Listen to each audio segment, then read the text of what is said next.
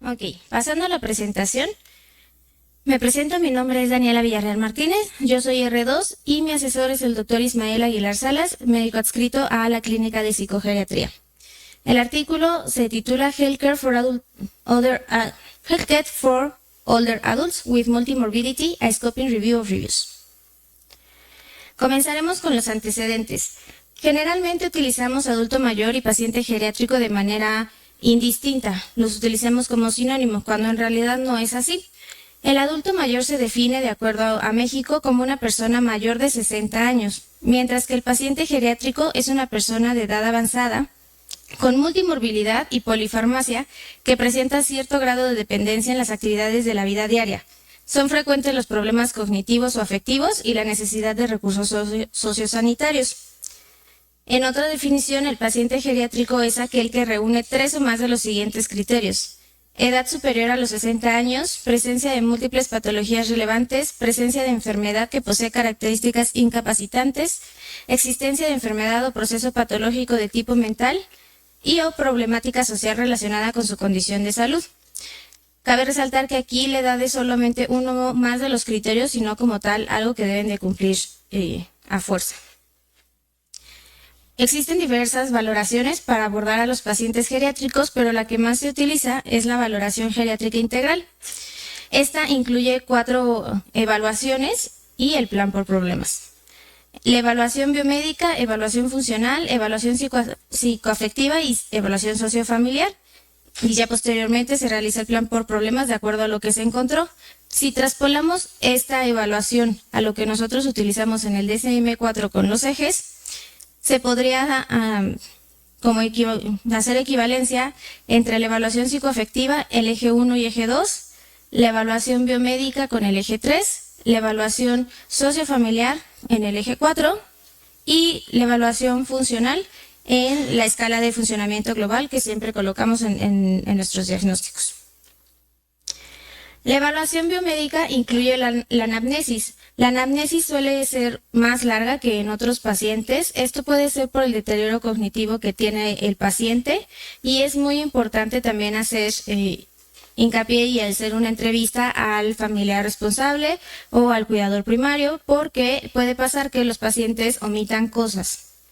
Entonces, la anamnesis. Posteriormente se pasa a la exploración física. Se realiza una inspección general, se toman signos vitales y se realiza una exploración topográfica de cabeza a pies. Por último, las pruebas complementarias tienen que basarse en lo que se encontró en la anamnesis y exploración física y deben de ser justificadas. En la evaluación funcional se ve la capacidad que tiene el paciente para ser independiente. Hay diversas clinimetrías que nos ayudan a esto. En las actividades básicas de la vida diaria se utiliza Katz y Bartel. En las actividades instrumentadas de la vida diaria, Lawton y Brody. En cuanto a movilidad, podemos utilizar la escala de clasificación funcional de deambulación para ver si el paciente puede subir escaleras. La escala de Tinetti, que evalúa marcha y equilibrio. Y Get Up and Go, que se le pide al paciente que se levante de la silla, camine y vuelva a regresar. Eso nos evalúa la posibilidad de que el paciente tenga más riesgo de tener caídas.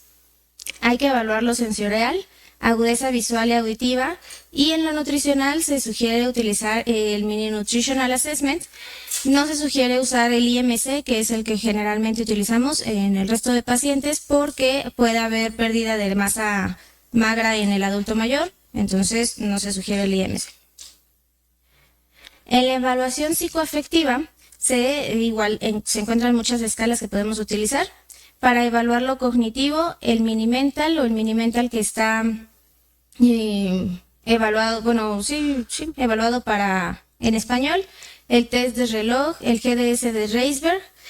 En afectivo se puede utilizar GDS de Yesabé, el inventario neuropsiquiátrico y Goldberg.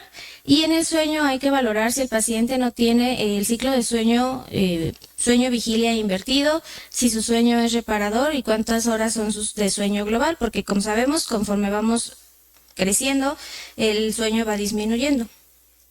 También aquí en la evaluación psicoafectiva en ocasiones se agrega lo que son directrices avanzadas, esto es platicar con el paciente para saber qué es lo que quiere hacer cuando vaya a fallecer, si quiere que se le den maniobras avanzadas, si quiere ser sepultado, si quiere ser cremado, etcétera. La evaluación sociofamiliar se suele evaluar con la escala de valoración sociofamiliar de Gijón, en donde se evalúa estado civil, relaciones familiares, vivienda y ayudas. Se comenta que la evaluación sociofamiliar no se puede generalizar y es difícil de realizar solamente con esta escala por las diversas familias que se pueden presentar. Y por último, se realiza un plan por problemas de acuerdo a lo que se encontró en la valoración. La valoración geriátrica integral debe ir ligada al manejo organizado e individualizado de los problemas encontrados, utilizando un formato de historia por problemas. Se enumeran los problemas fundamentales y la estrategia diagnóstica y terapéutica para cada uno de estos a corto y a largo plazo.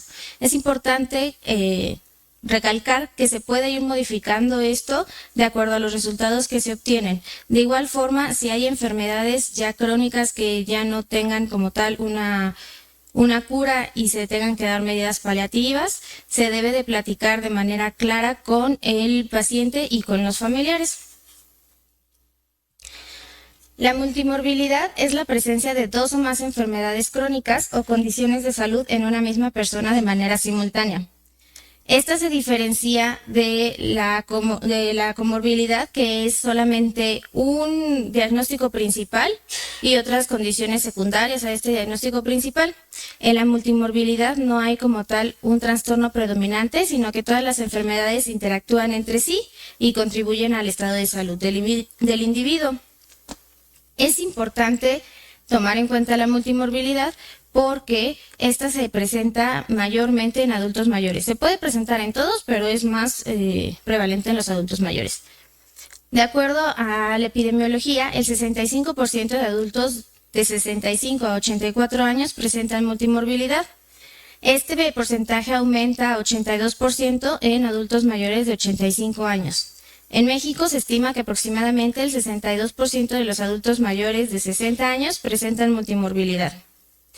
Una visión de la multimorbilidad que no está como tal viendo hacia la multimorbilidad, sino a una enfermedad únicamente, ocasiona que hagamos abordajes mediante diagnósticos únicos, intervenciones para resolver déficits y decisiones terapéuticas centradas en mejorar parámetros clínicos. Tenemos una comprensión incompleta de los elementos que pueden influir en la condición de salud de las personas, lo que genera un acompañamiento fragmentado e incrementa los costos para el paciente, para las familias y para el sistema sanitario.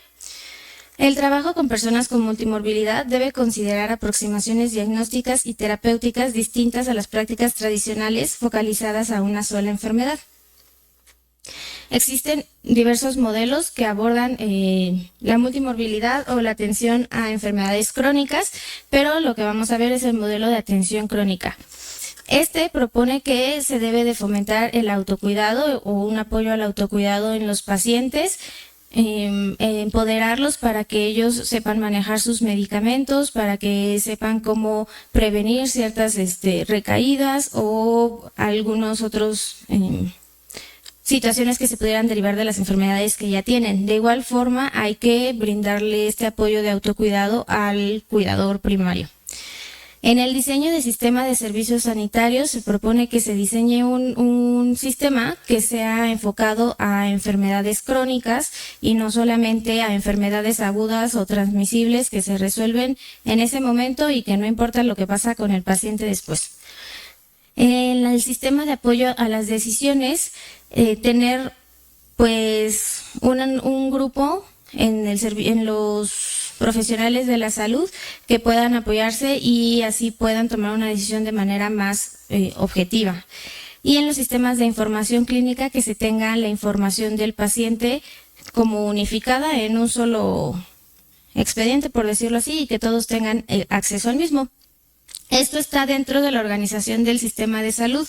Esta organización del sistema de salud se encuentra dentro de la comunidad y de los recursos y políticas comunitarias que deben de proponer los tomadores de decisiones. Este modelo mejora los resultados en salud al adoptar un enfoque integral y proactivo.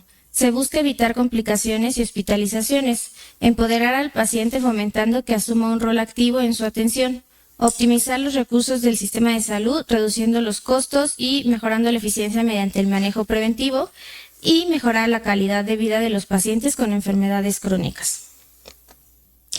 Esto es muy bonito en la teoría, pero ¿qué es lo que pasa? No se está implementando porque existen algunas barreras. De las barreras que encontré son barreras económicas, como los costos de atención médica y falta de cobertura de seguros de salud, barreras geográficas, acceso limitado a los centros de salud y transporte insuficientes, barreras físicas y funcionales, movilidad reducida y discapacidad sensorial, barreras cognitivas, el deterioro cognitivo, barreras sociales, falta de apoyo de la familia, de la comunidad y el que se estigmatice, barreras organizativas y estructurales, sistemas de salud fragmentados y escasez de personal especializado, y barreras culturales y de comunicación. Las diferentes culturas que también se presentan aquí en México, que pueden llegar a tener lenguas diferentes que no hablan el español, pues tienen problemas de comunicación.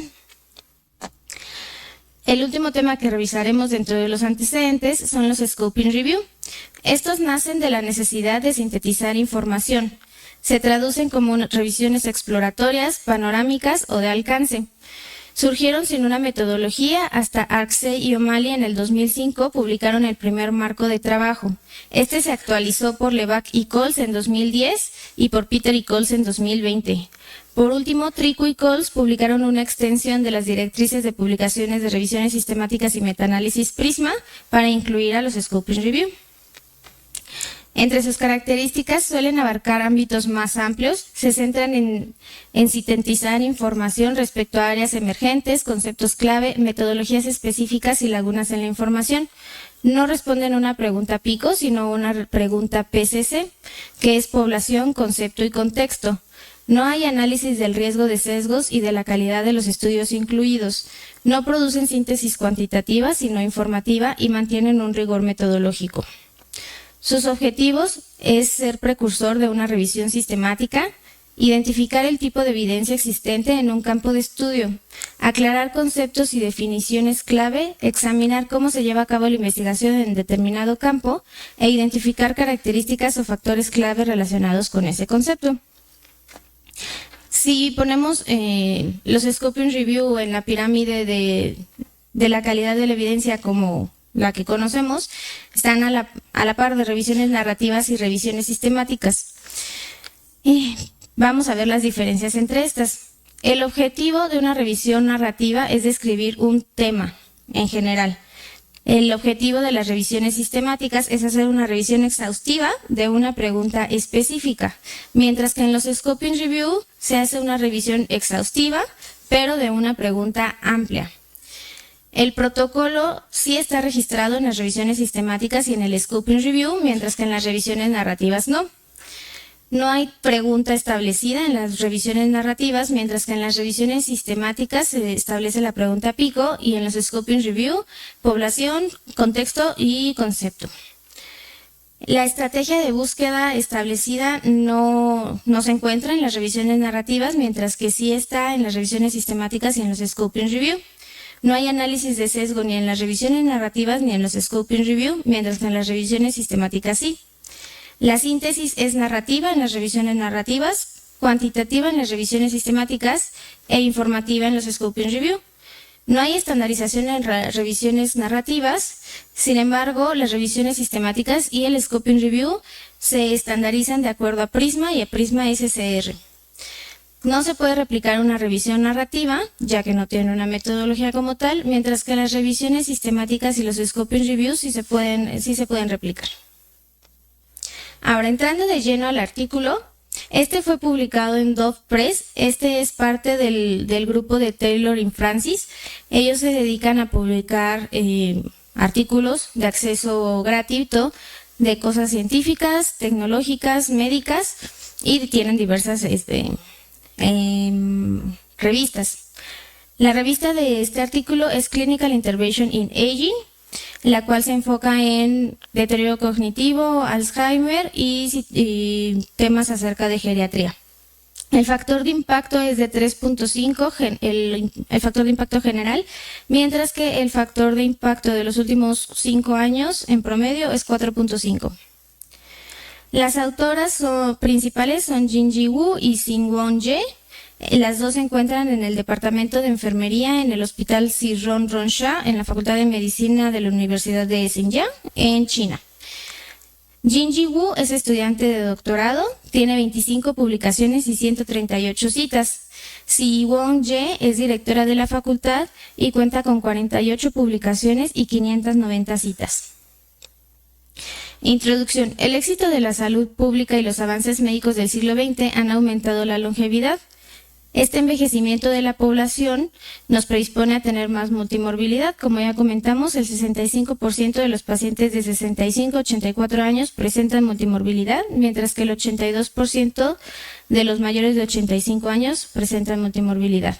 La multimorbilidad implica la coexistencia de más de 2 enfermedades.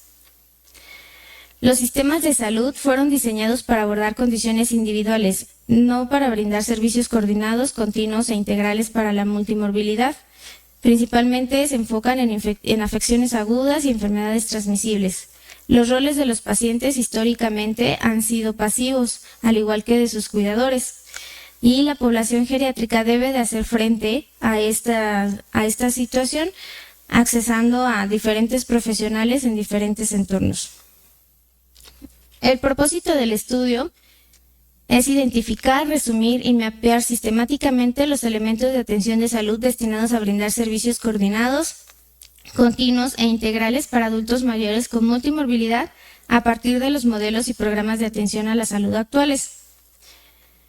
Es una revisión de alcance, como ya comenté, evalúa y comprende la amplitud y profundidad en un campo determinado. Es útil debido a las características de la evidencia actual y se considera un avance racional en el análisis y síntesis de la literatura amplia. Se utilizó el marco metodológico de Axel y O'Malley del 2005 para guiar la revisión y se utilizó una estrategia de búsqueda de 3 pasos aplicada para identificar revisiones relevantes. En la etapa 1, identificar la pregunta de investigación. Recordemos que no son preguntas PICO, sino PCC, y tenemos 3 preguntas que se mencionan en el artículo. ¿Cuáles son los resultados adversos de la atención médica que experimentan los adultos mayores con multimorbilidad con respecto a los sistemas de atención médica que fueron diseñados principalmente para abordar enfermedades crónicas individuales? ¿Cuáles son las barreras percibidas por diversas partes interesadas con respecto a los sistemas de atención médica que fueron diseñados principalmente para abordar enfermedades crónicas individuales? ¿Y qué elementos de atención de salud se han incluido en los modelos de atención de salud o se han propuesto como facilitadores desde la perspectiva de las partes interesadas para brindar servicios coordinados, continuos e integrales a los adultos mayores con multimorbilidad? Etapa 2. Identificación de estudios relevantes. Se evaluaron de acuerdo a los criterios de elegibilidad y la estrategia de búsqueda que se utilizó fue un bibliotecario revisó 2 bases de datos que fue PubMed y CIANHL, en los cuales identificó los artículos que eran relevantes. Posteriormente estos artículos fueron evaluados por los autores y extrajeron los conceptos clave. Estos conceptos clave se utilizaron para buscar en el resto de bases de datos. Se utilizaron los estudios que incluían las bases de datos desde su creación hasta el 2022. De los criterios de inclusión y exclusión, se catalogaron de acuerdo a la pregunta de población, concepto, contexto y el diseño de estudio. Criterios de inclusión de población tenían que ser artículos en donde los participantes tuvieran 60 años o más, y si no se especificaba esto, se debía de especificar que fuera persona mayor, adultos mayores, pacientes mayores, persona mayor, personas mayores, etc. Se incluyeron también artículos con pacientes diagnosticados con 2 o más enfermedades crónicas, multimorbilidad. En los criterios de exclusión, los participantes se definían en los artículos como frágiles, polifármacos o con necesidades de atención médica múltiples y complejas. En cuanto al concepto, en los criterios de inclusión, los resultados debían de ser de la atención médica y adversos experimentados a los pacientes con respecto a los sistemas de atención médica, las barreras percibidas por las partes interesadas de los sistemas de atención médica y los elementos de atención médica incluidos en modelos implementados en los programas de atención médica. Si se dan cuenta, esto es básicamente las 3 preguntas que se habían planteado. Los criterios de exclusión fueron estudios que se centraran en servicios de atención médica para una de las múltiples afecciones crónicas y estudios epidemiológicos o fisiológicos relacionados a la multimorbilidad. En los contextos no se limitaron, incluyeron todo tipo de entornos como hogares, comunidades, entornos de atención primaria de salud, hospitales, entornos de atención a largo plazo, entre otros. Y el diseño de estudio era todo tipo de reseñas literarias. En la etapa 3, la selección de estudios, 2 revisores independientes seleccionaron los títulos y resúmenes, posteriormente evaluaron los artículos potenciales basándose en el texto completo y en caso de discrepar en la decisión se resolvió mediante discusión y o consulta con el autor principal. Trazar los datos. Lo que realizaron fue una tabla gráfica en donde se colocaba el título del artículo, apellido del primer autor, año de publicación, país, características de estudio y hallazgos clave. Esto para sistematizar pues la información que tenían y para disminuir igual los sesgos y para estar más claros en esta información. Al menos 3 de los artículos que se colocaron en esta tabla fueron evaluados por un tercero. Etapa 5. Recopilar, resumir e informar los resultados. Se realizó una síntesis temática deductiva, esto es, agarran los artículos que decidieron que iban a incluir, ellos ya tenían claro como unos conceptos preestablecidos y estos artículos que ya habían elegido, pues los iban clasificando en los conceptos preestablecidos. Se organizaron códigos libres en temas descriptivos, elementos clave en la atención médica. Estos elementos se metieron en 6 componentes de la atención médica del modelo de atención crónica que vimos anteriormente y 3 en niveles de atención en salud del modelo Rainbow de atención integrada, el cual es en el que propone el nivel micro, meso y macro. En el nivel micro está la integración clínica, en el nivel meso la integración profesional e integración organizacional y en el nivel macro la integración del sistema. Todo esto interactúa entre sí para la atención. Y posteriormente se realizó una discusión iterativa, esto es, se juntaron un grupo de personas, bueno, de los autores, y decidieron los puntos clave que ya habían tenido, revisarlos una y otra vez en ciclos. Entre cada ciclo se tiene que ir aportando más información para la reflexión y para la decisión de si se va a incluir, si no se va a incluir, por qué, etc. Los resultados. Se identificaron 3.383 artículos. Cuando se evaluaron, se quitaron los que estaban duplicados y quedaron 1.870 artículos. Se excluyeron de estos 1.765 y 105 se utilizaron para los criterios de elegibilidad. De los 105, 18 fueron los que cumplieron los criterios de elegibilidad, los que iban a incluir, pero al revisar estos artículos encontraron en las listas de referencia de esos artículos 2 artículos que les parecieron interesantes, que los añadieron, dando como resultado 20 artículos para la síntesis. Estos estudios fueron principalmente observacionales, la mayoría de Estados Unidos, porque incluyeron solamente artículos en inglés, se clasificaron en 3 apartados principalmente: resultados adversos de la atención sanitaria, barreras sanitarias y elementos sanitarios. En los resultados adversos de la atención sanitaria se encontró que los adultos mayores con multimorbilidad tienen más probabilidad de tener competencia terapéutica.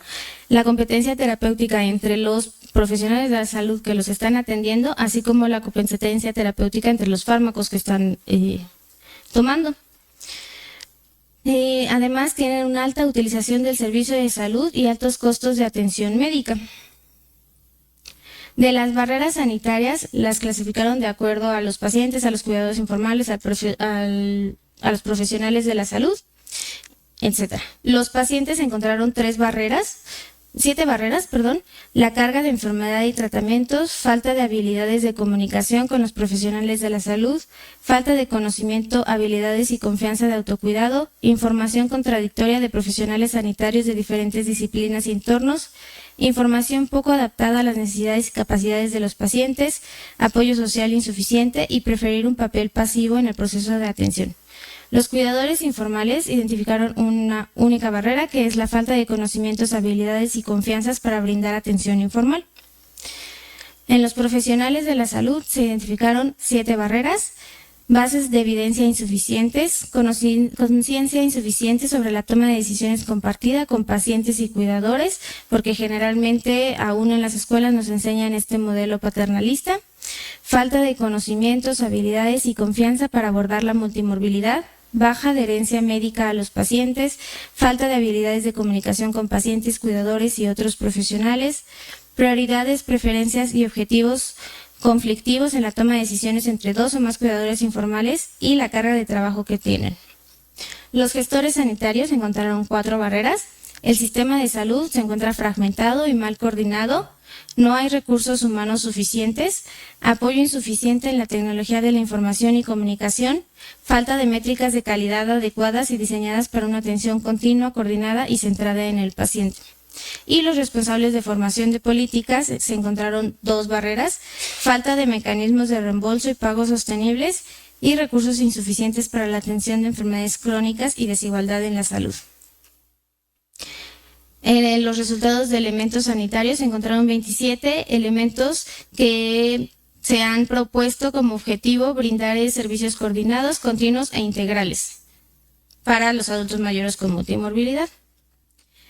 Estos se clasificaron de acuerdo al nivel de atención en el modelo Rainbow, que sería micro, meso y macro.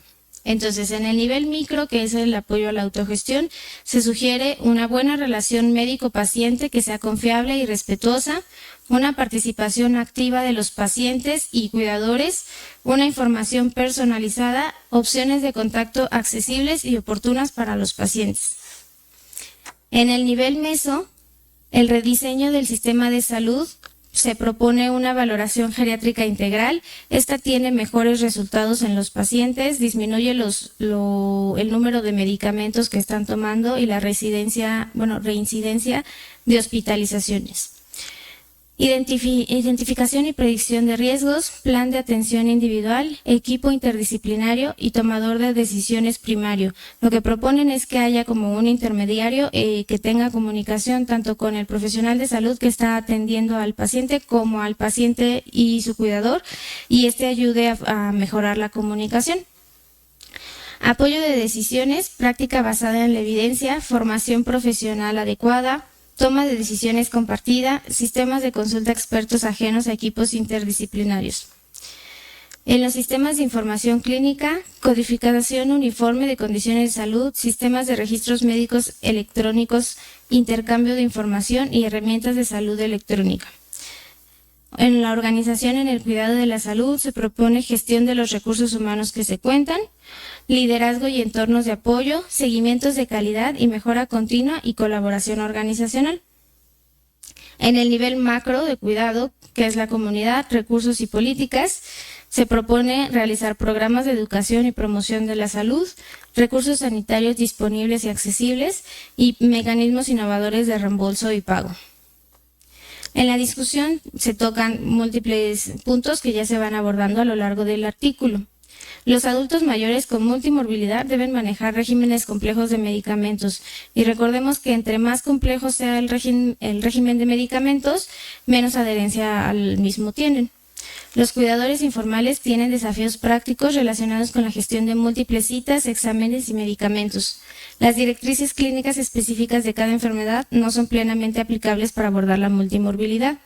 Los sistemas de salud están mal coordinados y suelen priorizar el problema más apremiante que experimenta la persona en lugar de centrarse en la persona. Las políticas relacionadas con la salud no se han involucrado adecuadamente para brindar atención centrada en la persona y basada en valores. Se propone que se debe reconfigurar la coordinación de la atención, se prefiere realizar la valoración geriátrica integral, se debe favorecer el autocuidado personalizado, se debe considerar que los cuidadores informales pueden tener problemas de salud, calidad de vida y carga del cuidador, lo que va a hacer que no cuiden bien al paciente. Y se prefiere un equipo interdisciplinario y no multidisciplinario. ¿Qué es esto? Un equipo en el que haya comunicación y sepan como qué es lo que están viendo o qué están buscando trabajar en el paciente, que lo hagan en conjunto, a diferencia de lo que generalmente se hace, que es como tener múltiples especialistas viendo a un solo paciente que no tiene comunicación y que le mueven los medicamentos de otras especialidades.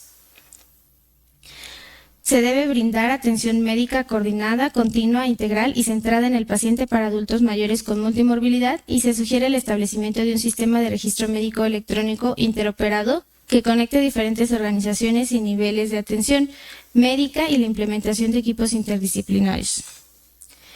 De acuerdo a las fortalezas y limitaciones que se comentan en el artículo, como fortaleza únicamente mencionan amplios criterios de elegibilidad, los cuales pueden ser una fortaleza y limitación, ya que al aumentar los criterios de elegibilidad no estás evaluando como tal